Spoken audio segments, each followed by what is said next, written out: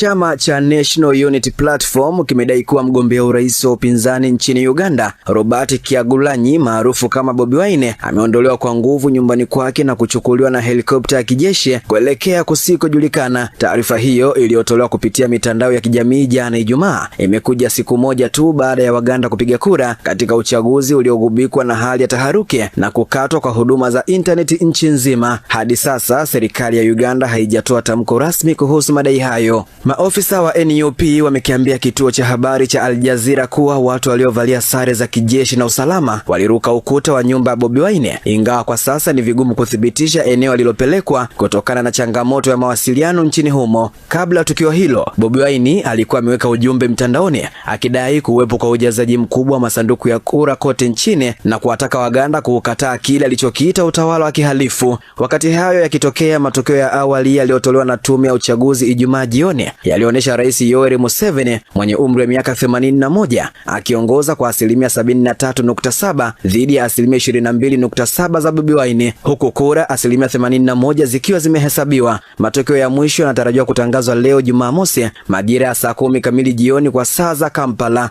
Licha ya upigaji kura wa Alhamisi kumalizika kwa amani katika maeneo mengi, machafuko makubwa yameripotiwa usiku wa kuamkia Ijumaa katika mji wa Butambala, takriban kilomita 55 kutoka Kampala. Jeshi la polisi limesema watu 7 wameuawa baada ya wahuni wenye mapanga kuvamia kituo cha polisi, wakati mbunge wa upinzani Mwanga Kivumbi akidai kuwa watu 10 wameuawa baada ya vikosi vya usalama kushambulia wafuasi wa upinzani waliokuwa wakisubiri matokeo nyumbani kwake. Jina langu ni Hamza Saifu na hii ni Global TV.